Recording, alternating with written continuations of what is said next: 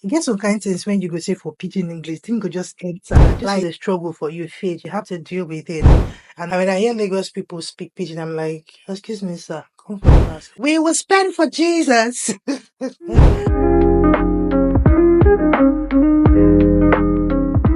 Hey guys, welcome to my YouTube channel. It's Fejiro Adaka, aka Coach Fage, aka Coach Feiji, aka Feiji the Lighthouse, aka Mrs. Focus, aka everything but yeah.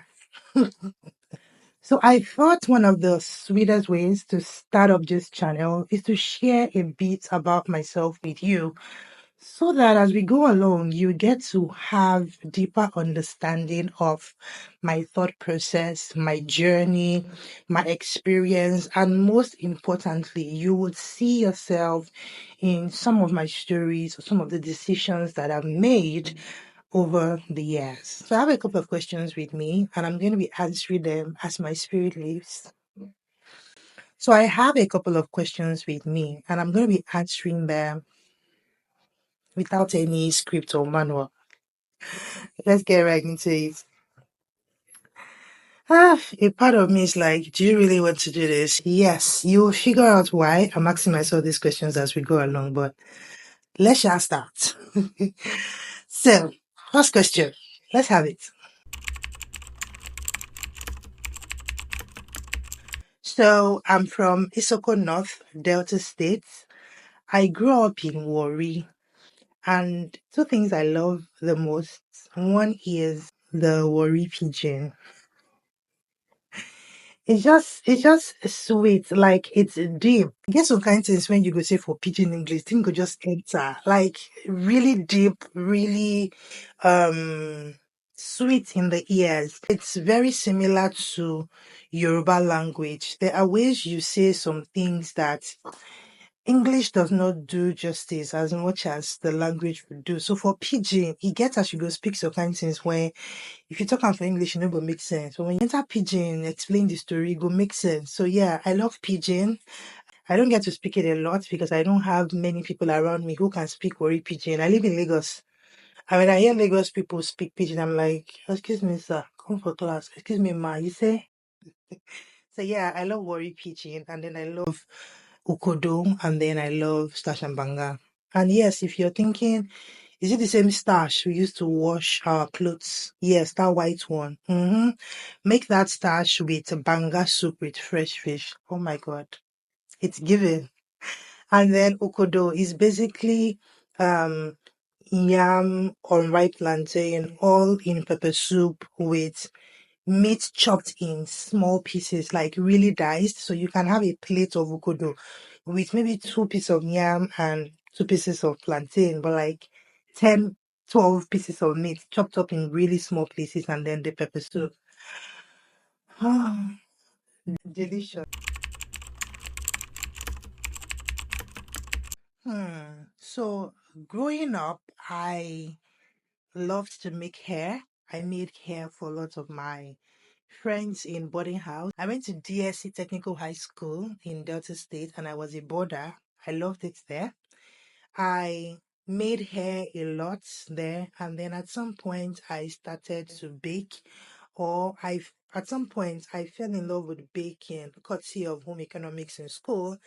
So my mom is a fashion designer, and during the holidays we would go and mess around with the fabrics and try to sew here and there. So while I was growing up, somewhere in my head, I kept telling my dad I want to have a multi-purpose hall where I would have like a salon, I'll have like a, fashion shop, and then I'll have like a restaurant where we were baking. I just, in my head, it was one big building where you come, chill, make your hair, do your nails, and then eat, and then shop.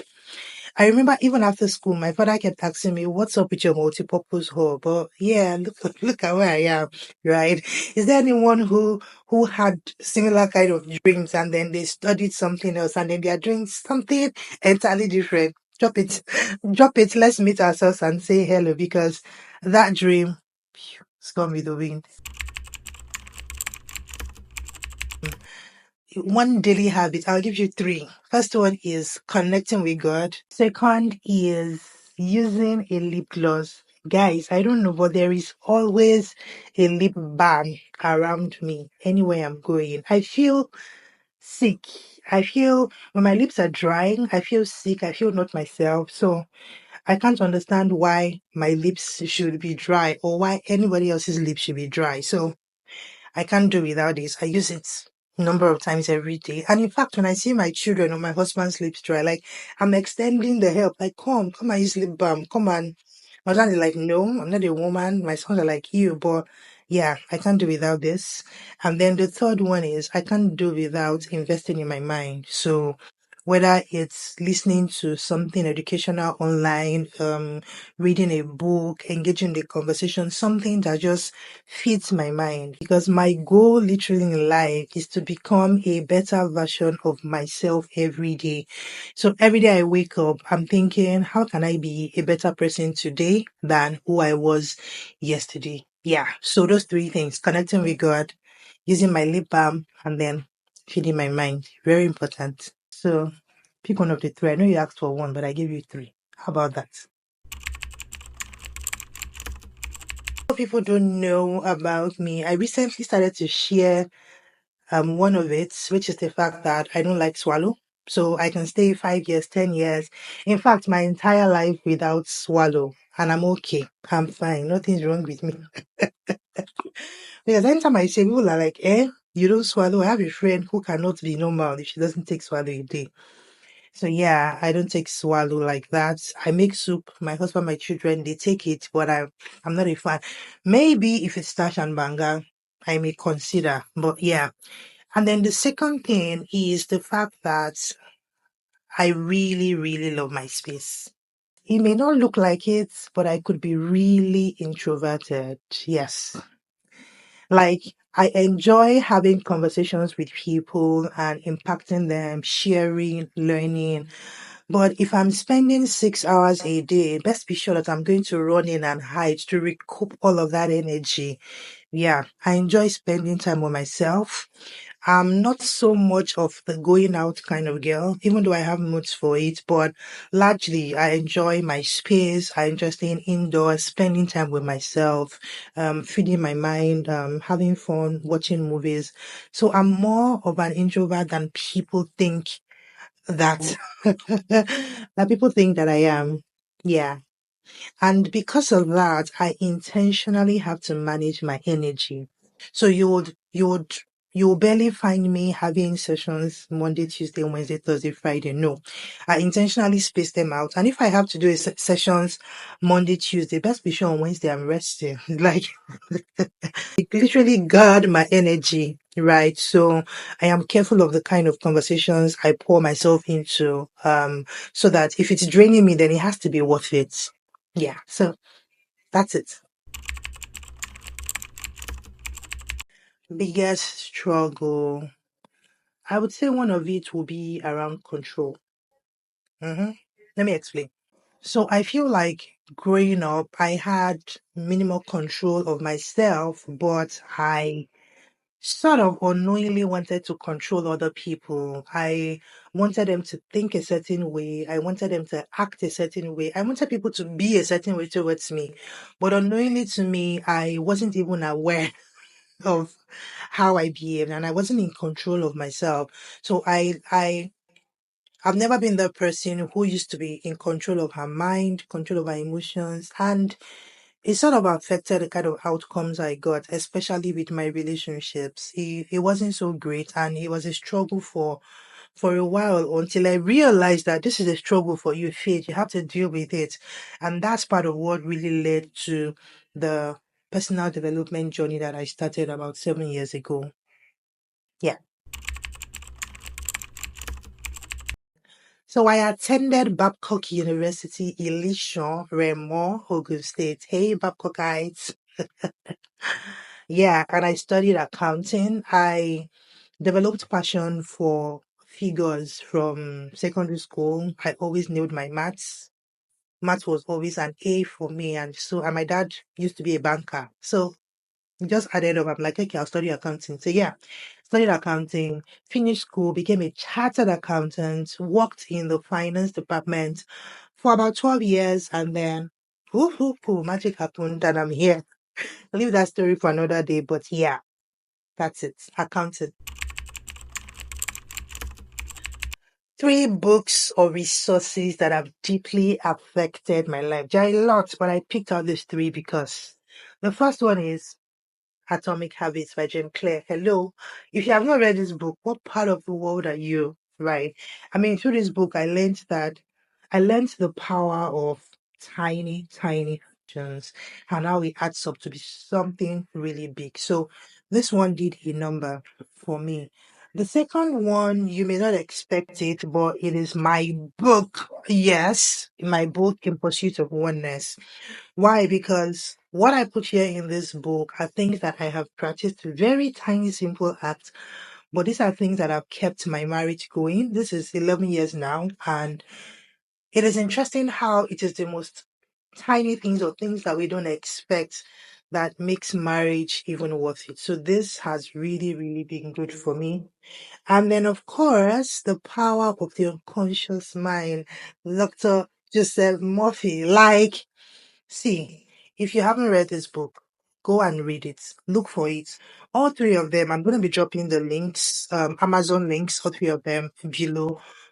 Get it right. And if you can't order on Amazon, over and go to a popular bookshop. Even though mine will be on Amazon, and I'll drop another link that you can get it. But these books, they've been a lifesaver and they've really been helpful for my journey, my growth, and entire wholeness.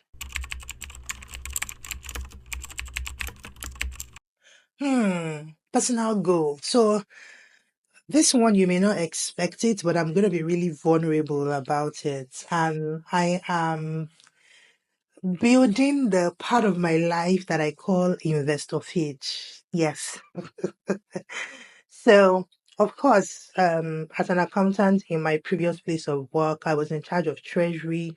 And I mean, I did a lot around managing and multiplying money. But looking back at how I have managed my own resources, I feel like I could do better. I feel like I wasn't as intentional as I should have been.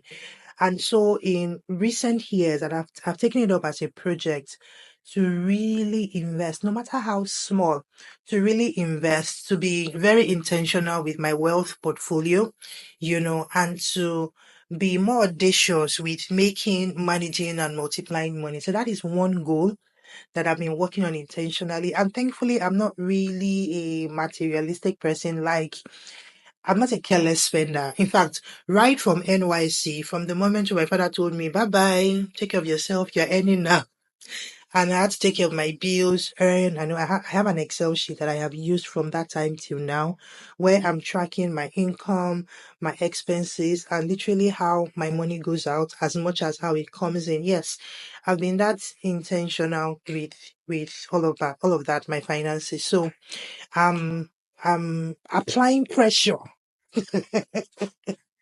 I'm applying pressure to that aspect of my life, and that's because I there's a lot that God has placed in my hand. I feel responsible for a lot of things, the assignments that I need to execute, and a lot of them require funding, right? So it's not really about just making wealth and storing it, it's about utilizing it for the assignments that I've been called into. So, yeah, investor page loading. That's the project. And then, of course, if you want to join me, please feel free, especially as a woman, because um there are a lot of beliefs that women have around money that keeps them stuck. And thankfully, I've liberated myself from a lot of them, and I'm more intentional about growing that side of me, investor faith. I don't know if there's a part I would want to share on this journey. That introvert part of me is not yet used to sharing a lot about my personal life, but let's see how it goes. But yeah, that's one project I'm silently working on. So yes, please, if you have ways that I can also invest, make more money, come on, hit me up. We will spend for Jesus. Okay. I have seen that life is a gift. I lost my older brother whilst I was in secondary school, and it hurts because in that time we were a bit aware, about life, and We already had conversations as to how we were going to grow up, make more money, spend it, and all of that. But life happened. So I see life as a gift. And whilst I pray for long life, I don't know what that long life would be, whether it's 200 years or 100 years. I don't know. So every day for me, I'm on a journey to becoming that person that would materialize what God has placed in my hand. I am very conscious of the fact that life is for a purpose, and my being here on earth is not a coincidence. I barely believe in coincidence. So I am that intentional. And over the years, as I've gone through my own personal development journey, I have come to become more aligned with my core values.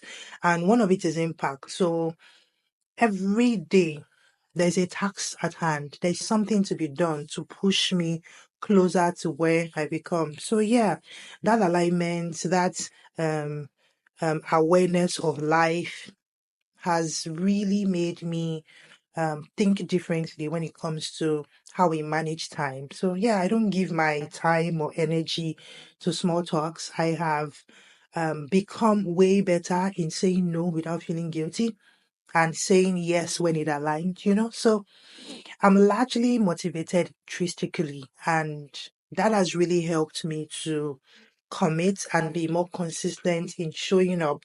And another thing is, I've also realized that my showing up is helping someone else because there are people who have decided to show up, and that has helped my own growth. So it's my own way of giving back, especially for women. That part of the Bible that it says, the older women should raise and train the younger women. It rings in my head a lot of times, as if God called me and put my name there.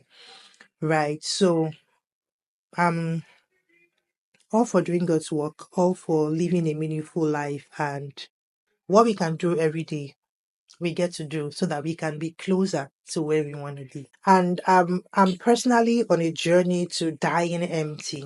I don't want to leave Earth with all of the greatness, the genius, the light that God has put on the inside of me. No. So I'm daily waking up to giving back, pouring out, and really on a journey to dying empty. So yeah, my goals are in front of me. I review them as time goes on. Like I just did a 6 months review, of my goals for the first half of the year. And I'm excited, even though there are also areas that I can do better. So yeah, I'm aligned on my journey. I'm literally in competition with myself. Yeah, that's it. I'm literally in competition with myself. I want to be better. And guys, I want to live an amazing life. So you cannot be sleeping and relaxing and just expecting that things will fall out in place. No. Yeah. Advice to my younger self. Anytime you hit a roadblock, always remember that you are more than that roadblock, and that roadblock has come not to crush you, but to point you to a version of yourself that you need to awaken. Yeah. So anytime you hit a roadblock, instead of playing the victim, you want to ask yourself this question: what is this trying to teach me? Because for every time you can bring yourself to that place to ask that question, there's a lot that will shift in your mind, because there is always something new to learn. I remember my experiences when I just got married. I thought I was wise, thought I had sense.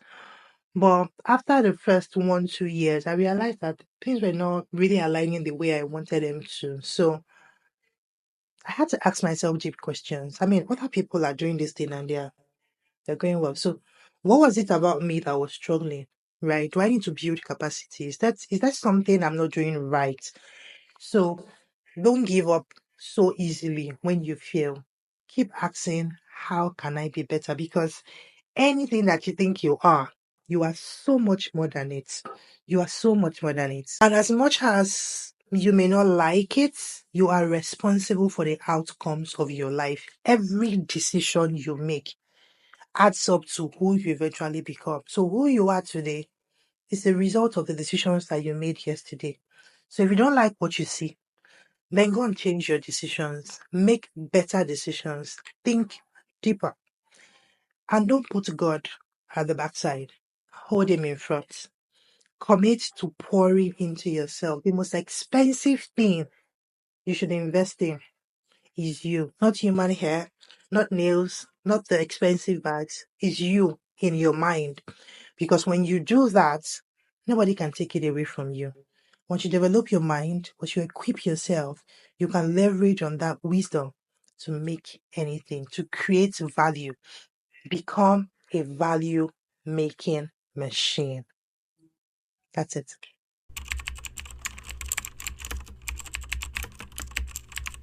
I literally just said it. Anything that you are so much more. And so once you can bring yourself to master the power of your mind, to gain mastery of your emotions and align yourself with your core values, you become unstoppable.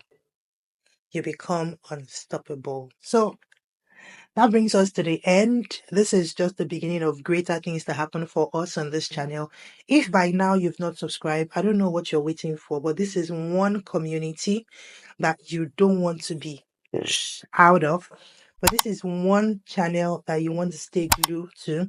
So don't just subscribe. Make sure to click that notification bell. Every week on this channel, I will be dropping one transformational video for you that would shift your mindsets, break limiting beliefs, and push you closer to your next level. Okay, I've said a lot. Let me know which one of them you didn't know about me before. Let me know which one aligns with you while you were listening. You're like, this is so me. Drop it in the comments, engage with me. And if you feel like this will help somebody, go ahead and share. But remember, like and subscribe, and I'll see you in the next one. Bye, guys.